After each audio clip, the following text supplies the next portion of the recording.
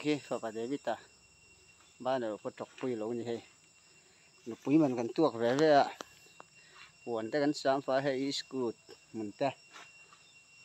sang hạt đi chứ sang hạt nó khói chết rồi tùy cho cần đá về đó nó pu ta vàng buồn về cần sáng phá như thế ta trăng hoàn thọ hi nùa mà thiên gia là cần tâm mình chuan cần thọc dễ bộ còn chém qua thì nó xả mà thì hen thấy mẹ mà nhỉ để biết ta biết là khi cần in quạt nhẹ nhẹ luộc cọp về về cần pa pha hen cần in đậy lỗ khớp mày là hơn sang hạt đi được không mà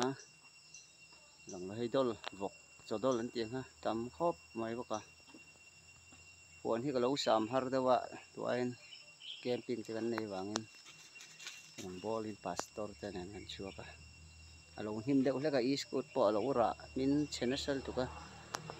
ei tlak to lo a chia